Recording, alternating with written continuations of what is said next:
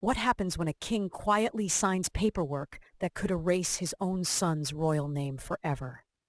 In London's gilded upper chamber, peers are dusting off a century-old law last used on wartime traitors, this time aimed at Prince Harry. Will the House of Lords really yank the Duke of Sussex title, and what would that mean for Archie and Lilibet? Hit like and subscribe now, because the next few minutes could change royal history as we know it. Deep inside the House of Lords, where red leather benches creak under the weight of 800 years of precedent, Lord Goldsmith rises with a single sheet of parchment and sets the room humming. His proposal: invoke the Titles Deprivation Act of 1917 to strike Duke of Sussex from every passport, legal brief, and charity banner Prince Harry still signs. The act hasn't been used since World War II, when it punished dukes who sided with Germany, yet suddenly it's back on the agenda. Why now? Because polls show nearly 2/3 of Britons think a man who quit royal duties and monetized palace secrets shouldn't keep the perks of birthright.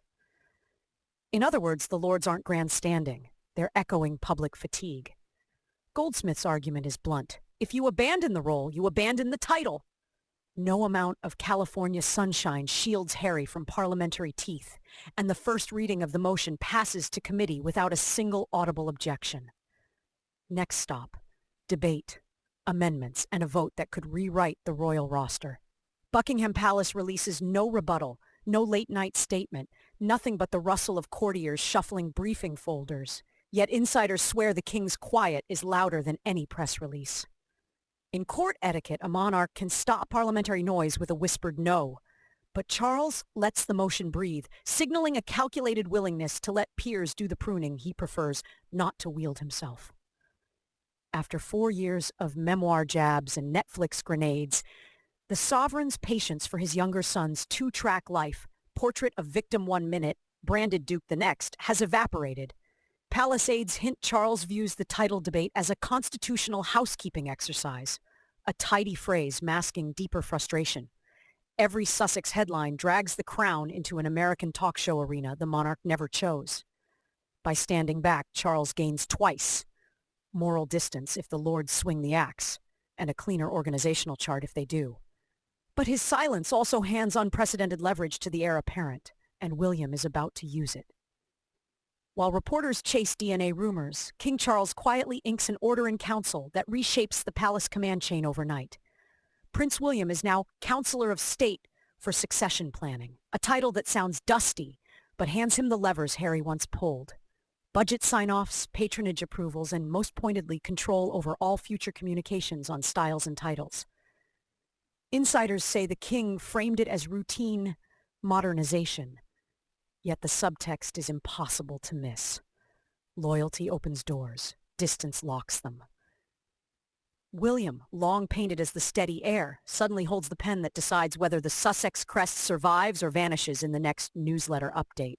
One courtier whispered, "If you want a Windsor comeback, you now negotiate with William first."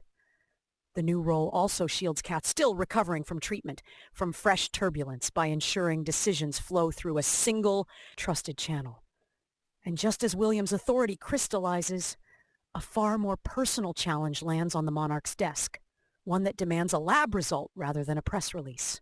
Rumors swirling from Windsor to Westminster claim King Charles has quietly asked Prince Harry for scientific certainty that Archie and Lilibet are, in fact, Windsor blood. Palace spokespeople refuse to confirm or deny, and that deliberate fog serves a purpose. Without a sealed lab report, the children's long-deferred HRH announcements stay locked in a drawer William now controls. Sources close to the monarch frame the request as responsible due diligence before extending taxpayer-funded security. Critics call it a pointed rebuke wrapped in protocol. Either way, the demand, if real, hits Harry where he's most vulnerable: his role as father and protector. Accept the test and he appears to yield to the family he's branded toxic. Refuse, and the title stalemate drags on, feeding headlines that question the Sussex narrative. The timing couldn't be harsher. Archie's 4th birthday has just passed, yet his legal style remains plain master. And behind the scenes, immigration lawyers note a domino effect, because if those HRHs never materialize, Harry's California life could attract a very different kind of scrutiny. What kind?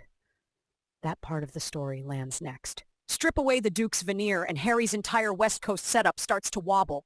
His memoir Spare casually admits to teenage drug use, details that U.S. immigration forms typically flag as grounds for ineligibility, but which an informal royal aura may have helped smooth over.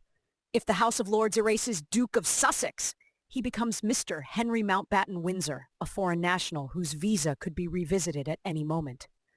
Corporate fallout looms just as large.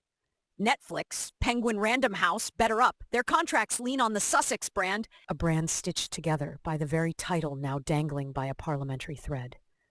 No Duke, no Duchess means reprinting book jackets, renegotiating podcast logos, and explaining to investors why the marquee royal credentials disappeared mid-deal.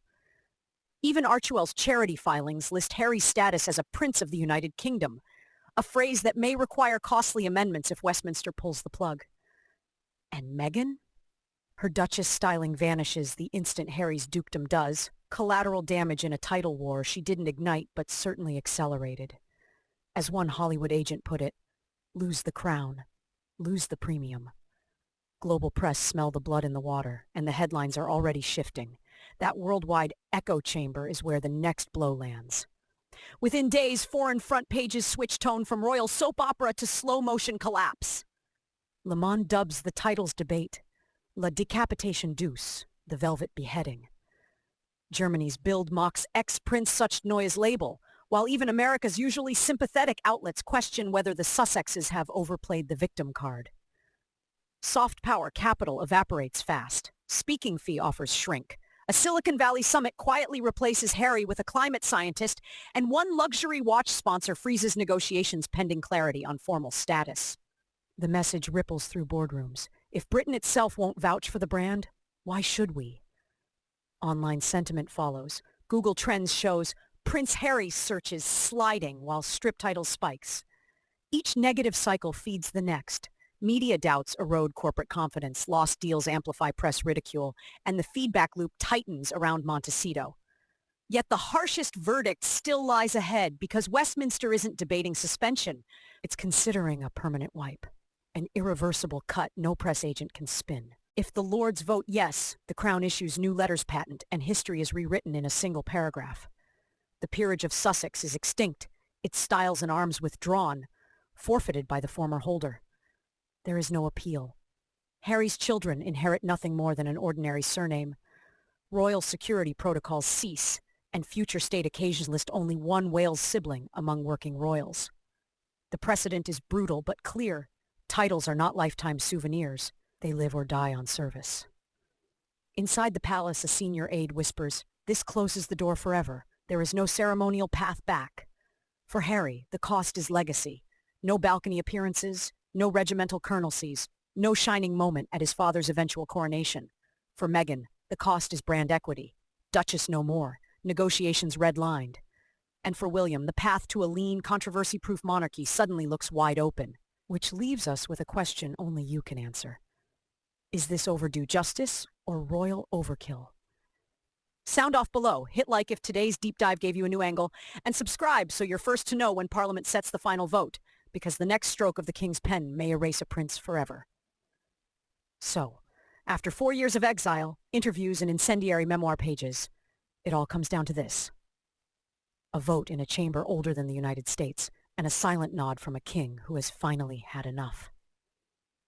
If the Lords swing the axe, Harry isn't just a prince on pause. He becomes history's first Windsor to lose a dukedom by parliamentary decree.